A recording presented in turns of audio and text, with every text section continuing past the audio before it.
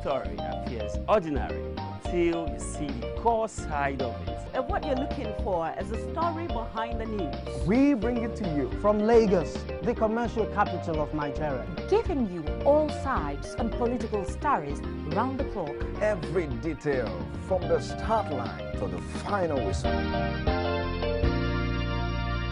CoreTV News, expanding your view.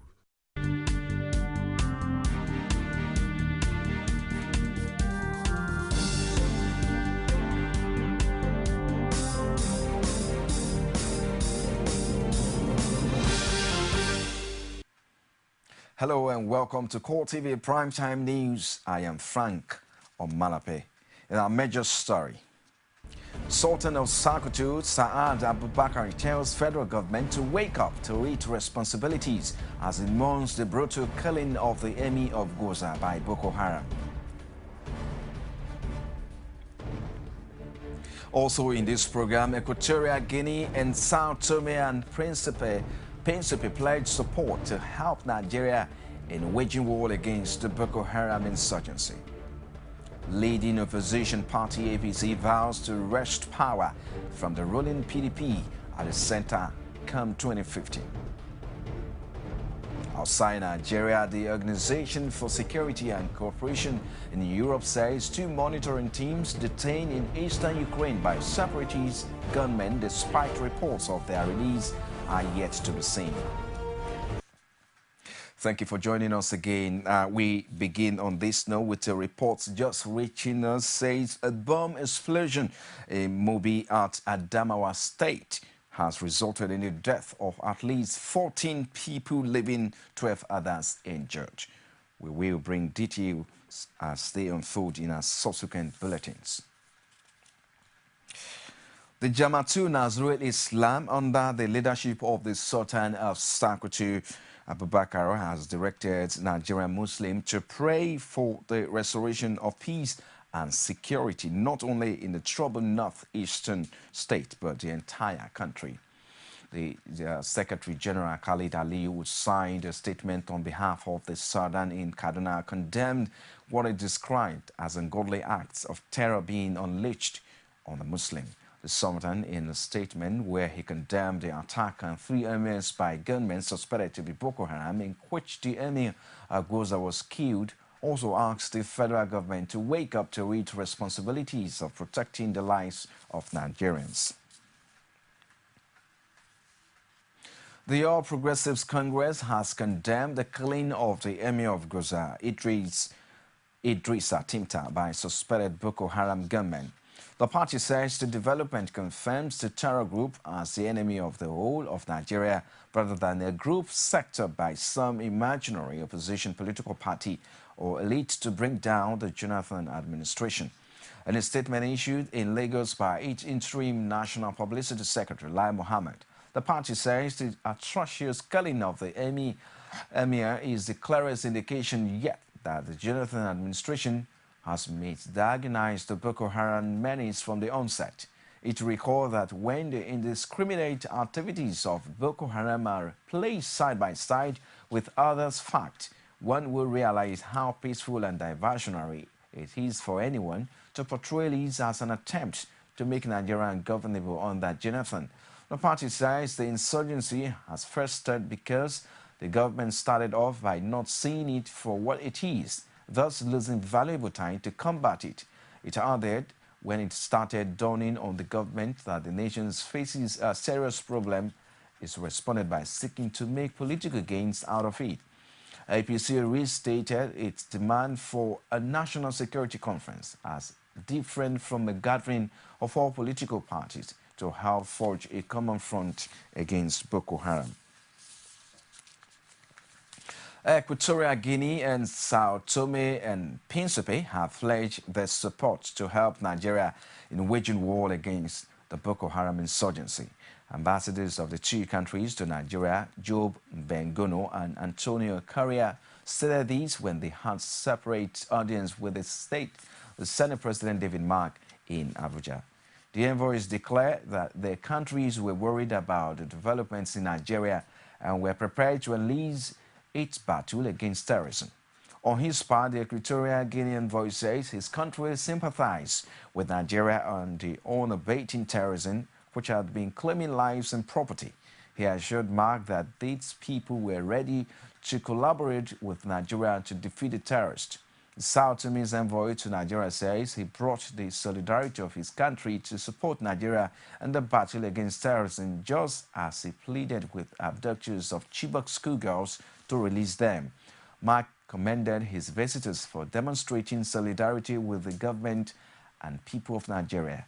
The Senate President added that Nigeria remains steadfast in spite of the challenges and will do everything to ensure peace and stability of the country where all citizens could feel safe, secured, and protected under the law. ECOWAS leaders have met in an extraordinary session to review the political situation in Guinea-Bissau and the security situation in the region, particularly in northern Mali and northern Nigeria. A statement from the ECOWAS spokesperson in Abuja, Sonny Ugo, says the meeting was held in Accra over the weekend. The heads of state and governments, according to the statement, expressed deep concern over the recent deterioration and the security situation and reaffirmed their determination to actively combat the threats posed by terrorism to regional and international peace and security. The summit also appealed to the international community, partners and donors to continue to support the efforts, especially in humanitarian assistance to displaced people and refugees in neighboring states. They also expressed concern over the bloody and recurrent attacks perpetrated particularly by the Boko Haram sect in parts of northern Nigeria and commended the mobilization of the international community behind Nigeria. Moving on away from that now, prelate of the Methodist Church of Trinity, Lagos, Samuel Kano Uche, has prescribed divine help as a solution to incessant insurgent attacks on the country. He urged Nigerians to pray ceaselessly so that peace and tranquility can return to the country. Jumokola Tuji has more in this report. As Nigerians continue to groan under the pain of incessant terror attacks, religious leaders have continued to harp on the need for Nigerians to be closer to God through fervent prayers.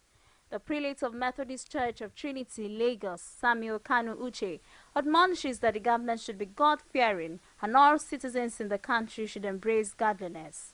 According to Uche, politicians should always seek the face of God while contesting for political positions. We are overwhelmed, we're depressed over what is happening.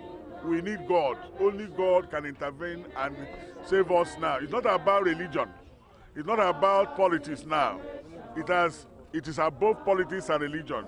We need God to come and save Nigeria. Students of the Methodist Girls High School, Yaba, were also on hand to use the occasion to call on the federal government to do all within its power to ensure the return of the over 200 female students adopted from Chibok by the Boko Haram sect. We appeal to the federal government to please help us, to assist us in finding our girls. We are appealing with Boko Haram to release all of them. Our mothers are crying every day. We girls are crying every day for the release of the Chibok girls. We're appealing to God to help us bring them back. We want our girls back. We don't want them to be held captive. The call on all Nigerians to continue to seek divine intervention to the incessant terror attacks in the country is still on. Today, Methodist Church's admonition will go a long way to encourage all in the land to place premium on prayers. Olajumoke Olatuji, CoreTV News, Lagos. Us Nigerians eagerly await the translation of President Jonathan's Democracy Day declaration of total war on terror to action. Public analysts have called on the people to cooperate with government to end insurgency. Chuka Nabuife and Douglas Anele state that it is part of the civil responsibility to assist in solving the national crisis. They disclosed this during a visit to our Lagos studios. Omotayalo has details. Evidently from the incessant terror attacks unleashed on the country by members of the deadly Boko Haram sect, security operatives in the country no doubt seem to be overwhelmed. The killing of over 55 students of the government college, Buniyadi, Yobe State, and the abduction of over 200 girls from a secondary school in Chibok, Borno State, have raised the eyebrow of the whole world to the burden the nation now bear in fighting terrorism. However, the government of Nigeria has declared an outright war on terror. Reacting to the declaration, Douglas Anile says the commitment of government to the war on terror is not strong enough. Well, he was the one who went around the country asking Nigerians to vote for him, right? So, I mean, that is it. If you can't stand the heat, you leave the kitchen. Government must put Boko Haram under tremendous pressure so that they will be more favorably disposed for peace.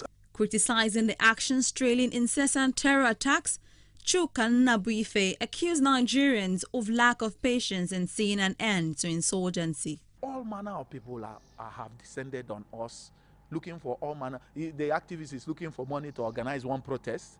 He either gets it from this opposition party or from the mainstream party or from government. The security, so-called security expert is looking for one grant. The journalist is looking for one grant. The man in society is looking, they're not dividend of democracy. Wow. Is it not from the same cow that we are doing this suya? It is getting out of hand. He stressed that lack of cooperation by the people has led to failure of government in adequately addressing the issues. We are going overboard. We are being emotional. We are not being logical. We are being zany, a little bit frenzy, agitated like the light that the pampered infant on the lamp of the mother.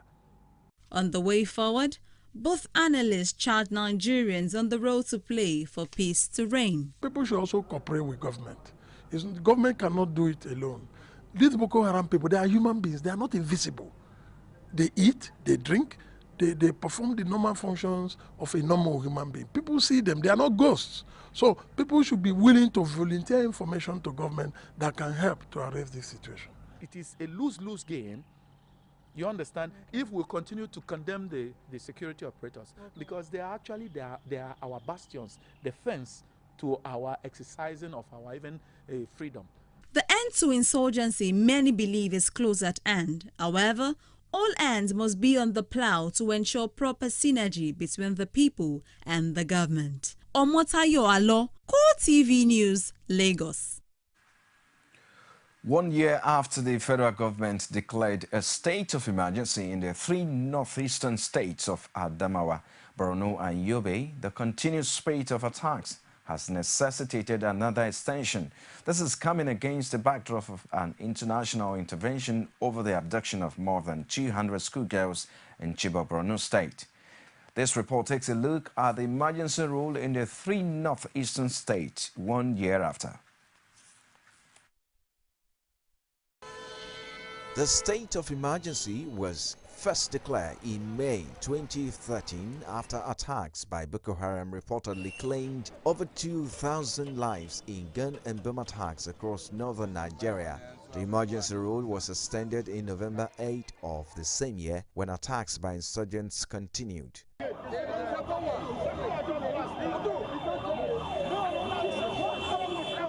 Nigerians have continued to react to the incessant attacks that has been the target of innocent and defenseless people. I think the security should provide more security in all the whole state, especially the northern areas. Because what is happening today is a kind of putting fears in everybody's mind. The common man is not safe, and even the rich man is not even safe. If the security would deploy more troops around the whole city. Since he came into power, he inherited problems, crisis. And in a situation where there is crisis, it is difficult to achieve any meaningful development. And because it is only in a conducive atmosphere that what you plan, you can be able to machine them out. Government should come out and tell us the truth. They know when all these things started.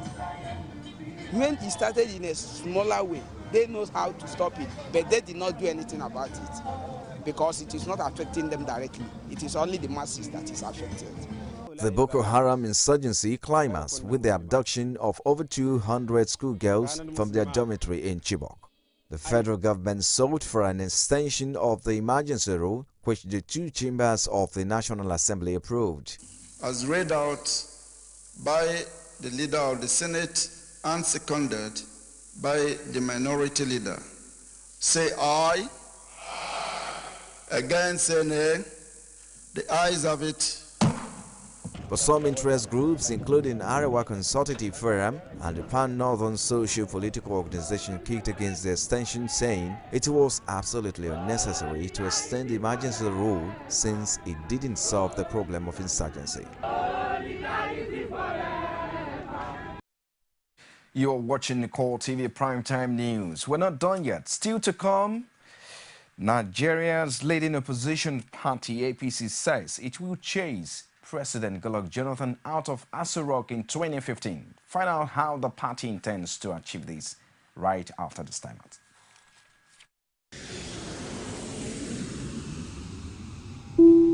Ladies and gentlemen, welcome to Ghana. Please remain seated and ensure your seatbelts are fastened. You can now turn on your MTN mobile phone data to enjoy a browsing rate of 5 kobo per kilobyte with MTN One World. Thank you. Absolutely. Browse like home with MTN One World. Surfing the web from any MTN operating country costs the same like home. Enjoy affordable rates when you call and send text messages. Terms and conditions apply. MTN. Everywhere you go. This one wash challenge will test Ariel to see if it removes stains in one wash. Let the challenge begin. First, chocolate and juice. We will wash shirts with Ariel. Look, Ariel has cleaned in just one wash. So which detergent removes stains in one wash? Ariel, P&G Everyday Quality brand. From time immemorial, women have birthed life, shaped character, and by extension, influenced the society. Moremi of Ife, Emotan of Benin, Queen Aminat of Zaria, all women of influence and power. Whether it's before election, after election. How ironical, women being so powerful, yet have few grounds in decision making. They see you as a wife, and I see you as a wife to a man. We are talking women in politics. A woman will be bold enough to stand up and say, I want to become president of Nigeria. Only on CoreTV News. CoreTV News now provide a platform for live coverage of political rallies and electioneering campaign from anywhere in Nigeria. Political news stories, political editorial reviews, political discussions, personality profile, People's Parliament from the National, State and Local Government Assembly. Contact us now on 0803-471-8550 or 0803-724-9733. 01453-3407. Our 24-hour news station. Glad to have you back on CoreTV Primetime News. For more information on our news and other programs, visit our Facebook page, www.facebook.com/CoreTV News. You can also follow us on Twitter at CoreTV News NG. And also on YouTube, www.youtube.com/CoreTV News. As preparations for the 2015 general elections get underway, the leading opposition party in Nigeria, All Progressives Congress, says it has all it takes to dislodge the ruling People's Democratic Party from Aso Rock. Rashid took up some APC leaders in Ado Ekiti, the Ekiti State capital, on the issue and filing this report.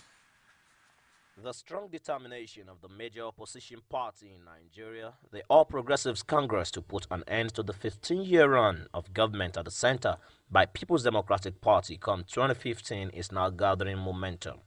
At the moment, APC controls 16 states out of the 36 states of the Federation, and it is poised to retain its grip on power in Ekiti and Osun states, where the governorship elections will be conducted this year on June 21st and August 9th, respectively. If you look at this crowd, you will know there's no opposition in Ekiti. Ekiti State belongs to APC. There's no doubt about it. We're clear-headed and clear-minded about it. This has never happened in the history of this state. A transition from a government to another government, it has never happened. It's a confirmation of victory to come. For states under the control of the PDP, particularly the home state of President Jonathan, APC sounds loud its intention to take over the governance of those states. Former governor of Bayelsa State, Timothy Silva, has this to say on the chances of APC in Bayelsa. Bayelsa has never been more divided in the history of the state. And unfortunately, this is when we should have been more united. So now for APC, we are very, very strong in Bayelsa. We are very confident because the president has not done anything for Bayelsa State, and the state government is not performing at all. Ondo State is another peculiar state. Presently, it is the only state in the southwest not controlled by APC. Rather, it is under the control of Labour Party, which is regarded by politicians as an extension of the PDP. The landslide victory of the incumbent Olusegun Mimiko at the recently concluded governorship election in Ondo also posed a strong question for APC. However, Ondo State chairman of the opposition party, Isaac Kekemeke, dismissed this, insisting that the All Progressives Congress is very much on ground in Ondo State. What we are saying in Ondo is that we want what is happening in Ekiti, what is happening in Osun, what is happening in Oyo, what is happening in Lagos, what is happening in Ogun to happen in Ondo. Politicians in the ruling PDP have on several occasions boasted of the party holding on to power at the center for 60 years. However, Timothy Silva has a contrary opinion. You can see that the PDP government has failed in the center. And that is what has really necessitated the existence, the invention of APC. If the PDP government had not failed, then there would have been no need for an APC. The 2015 general elections will no doubt be a keenly contested battle. All Progressives Congress, which appears to be the haven for all aggrieved members of the ruling PDP, still have major hurdles to cross before the 2015 general polls. The National Convention for the party and the presidential primaries will prove to be a litmus test for the party. All Nigerians eagerly wait to see what the future days will reveal for the opposition group. Rashid, CoreTV News, Ado Ekiti.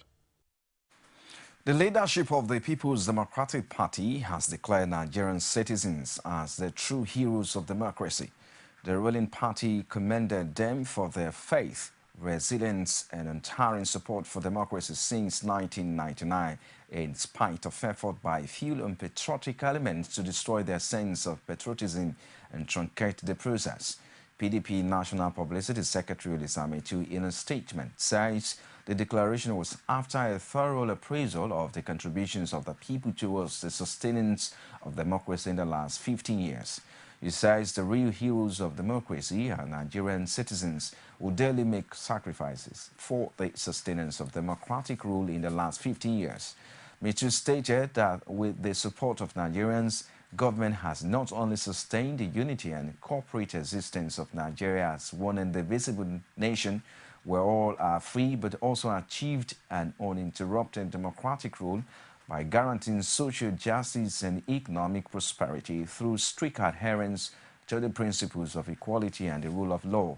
This, he added, was in addition to guaranteed human rights, freedom of expression, freedom to information and freedom of association to all Nigerians. The proposal by some delegates at the National Conference requesting religious organizations to be taxed continues to receive knocks from religious leaders in the country. The Catholic Archbishop of Lagos, Alfred Martins, and the National Chief Missioner, Nadwat Islamic Movement, Abdurrahman Lawal, say religious organizations are not profit-making venture, hence are not taxable. Jumoke Olatuji has details. The issue of taxes for religious organizations have always generated controversies whenever it comes up for consideration on any platform.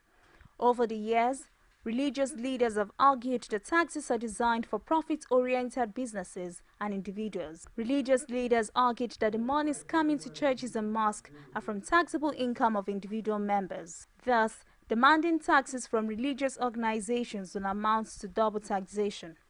The Archbishop of Lagos, Alfred Martins, explains that he has no objections to individuals paying the taxes promptly. However, tax payments for religious organizations should be totally discouraged. Members of the conference are mixing up issues.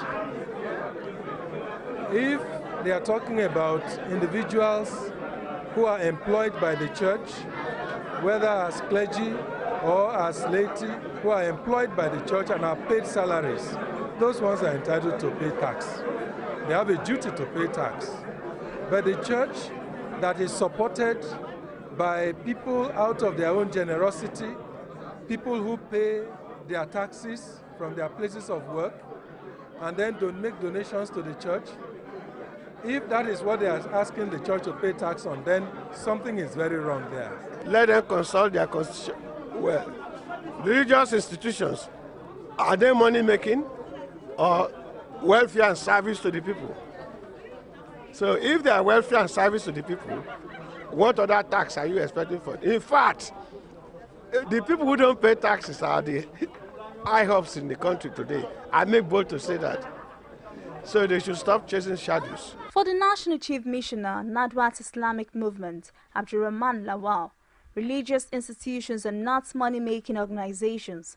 Rather, they provide charity support to the less privileged in the society, which ordinarily should be the responsibility of the government. Although Nigeria is not a sectarian of a religious state, it's a secular state or multi-religious state.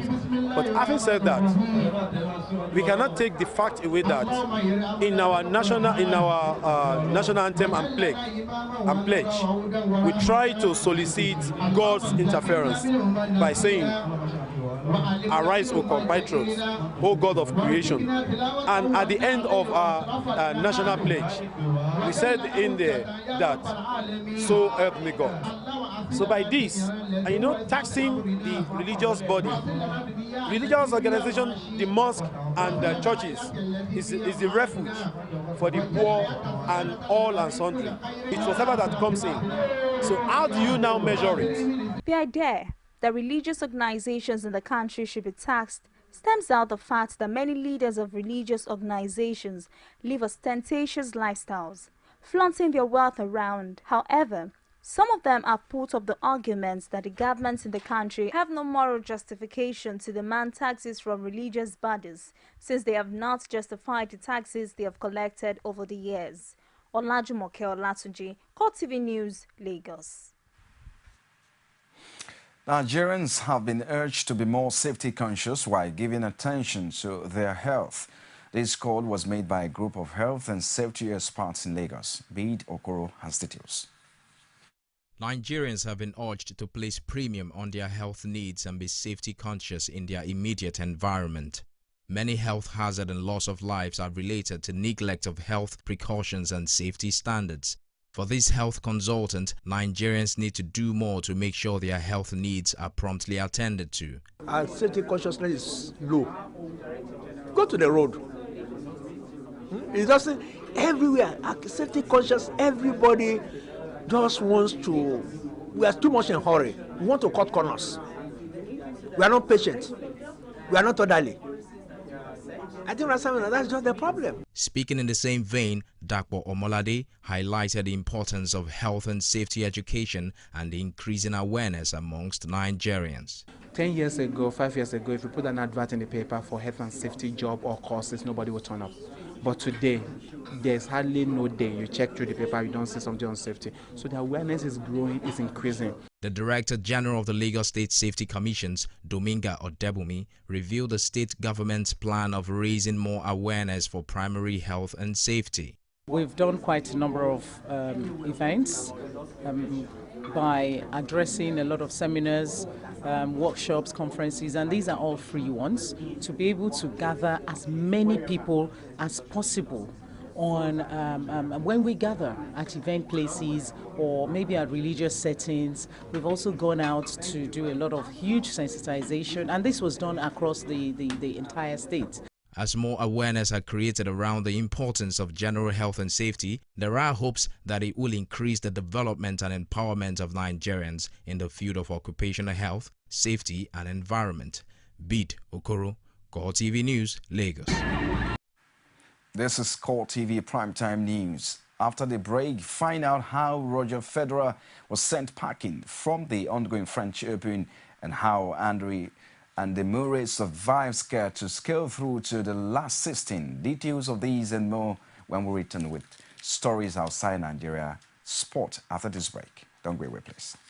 This one wash challenge will test Ariel to see if it removes stains in one wash. Let the challenge begin. First, chocolate and juice. We will wash shirts with Ariel. Look, Ariel has cleaned in just one wash. So which detergent removes stains in one wash? Ariel, P&G Everyday Quality Brand. Ladies and gentlemen, welcome to Ghana. Please remain seated and ensure your seatbelts are fastened. You can now turn on your MTN mobile phone data to enjoy a browsing rate of 5 kobo per kilobyte with MTN One World. Thank you. Absolutely. Browse like home with MTN One World. Surfing the web from any MTN operating country costs the same like home. Enjoy affordable rates when you call and send text messages. Terms and conditions apply. MTN. Everywhere you go. Every day, every hour, and every minute, news break in Nigeria. Things happen so fast, it's most times difficult to track and comprehend them. But that's what we do right here on Digi360. 2015, would you want to come back again? It's like asking Jesus Christ if he knew he was going to die, will you want to come back as the savior of the world again? We do not just help you track the stories, we break them down, explore all the angles, analyze the issues so that you can fully comprehend the stories and use them to make the right decisions. CoreTV News now provide a platform for live coverage of political rallies and electioneering campaign from anywhere in Nigeria. Political news stories, political editorial reviews, political discussions, personality profile, people's parliament from the national, state and local government assembly. Contact us now on 0803-471-8550 or 0803-724-9733. 01453-3407. Our 24-hour news station. Our style, that's what he delivered. Here's that ball storming, now he takes Puyol with a flying lead. Go taking them out in the lead immediately.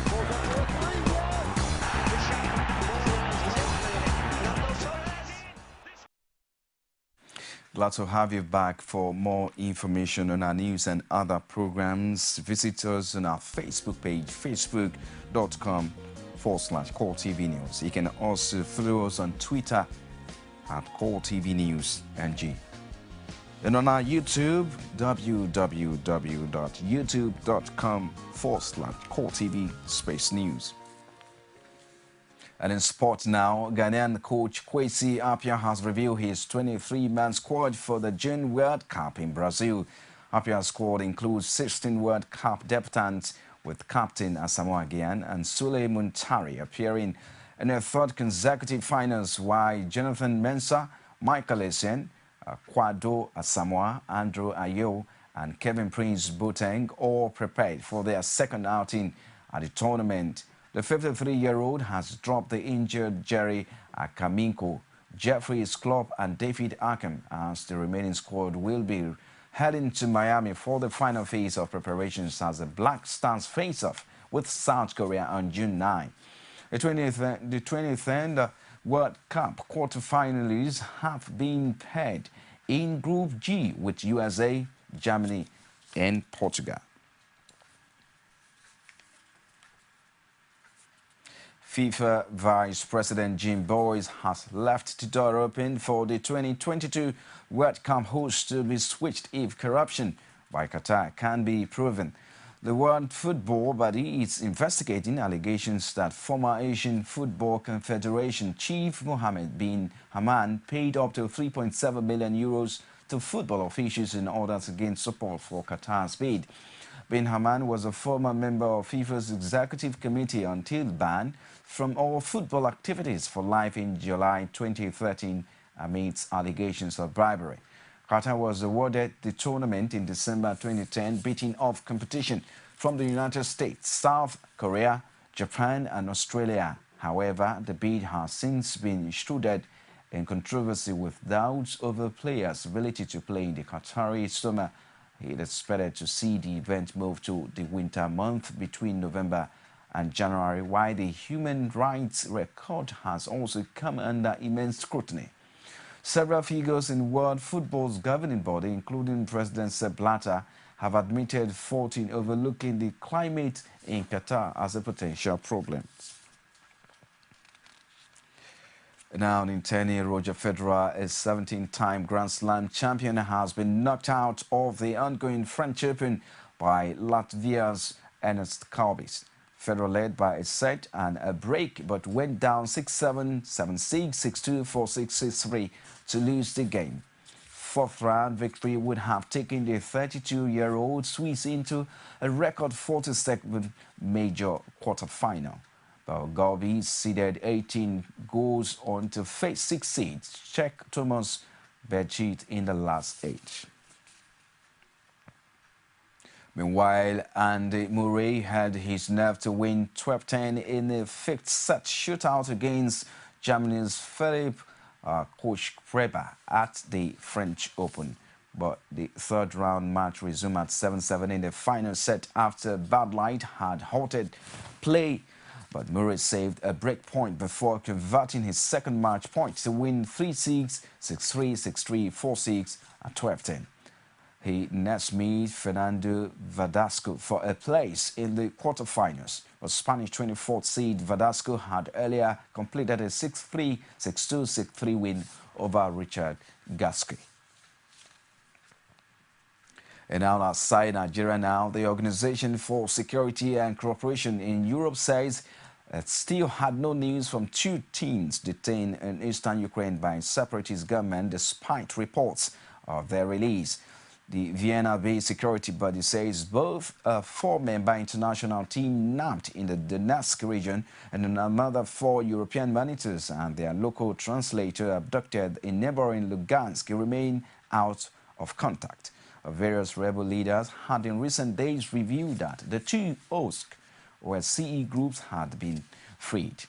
OSCE's special monitoring mission to Ukraine spokesman Michael Bolshievsky says he remained optimistic that negotiation and the help of Ukrainian authorities will soon secure the monitor's release. We said the overall security situation in Donetsk region remains very volatile, with sporadic infighting between various groups. Public security and safety is of the highest concern. Then as for situation in Luhansk region, it is volatile. And of course, continue to utilize all of our contacts at all levels to seek the return of both groups. There's also been questions about what happens next. Will we be staying in the region? Yes, we will. We plan to maintain a presence in both Luhansk and Donetsk. Of course, we're doing daily, sometimes hourly security assessments due to the fluid situation. We're engaged in dialogue on a wide number of levels. We've been on the ground in that region for about 2 months now, and we're well known to many of the people who hold sway in those areas. So we're in a good position, we feel, to get our colleagues back to base. An Iraq's top energy official, Sharistani, says the army must do more to project a northern oil pipeline and should pay as much attention to it as it does to fighting militants. The rare criticism of the security forces comes with the pipeline, which connects to the northern province of Kirkuk to the Turkish Mediterranean port of Ceyhan, having been disabled for 3 months as a result of militant attacks, as the army grapples with a year-long nationwide surge in violence. The army, according to him, was expected to have had a new specialized division dedicated to protecting the Kirkuk-Ceyhan pipeline up and running by the end of March, but the required arms and equipment had yet to arrive. Repeatedly that this protection of the export pipeline should be a national priority, no less than converting the terrorists in Fallujah or elsewhere. I believe the army should have taken more action to protect these pipelines than they've done so far. Unless the army can provide sufficient protection along with the oil police, the chances are that the pipeline could be attacked. Well, that has been the show tonight on our primetime news. Many thanks for watching. I am Frank Omalape. Have a good night rest.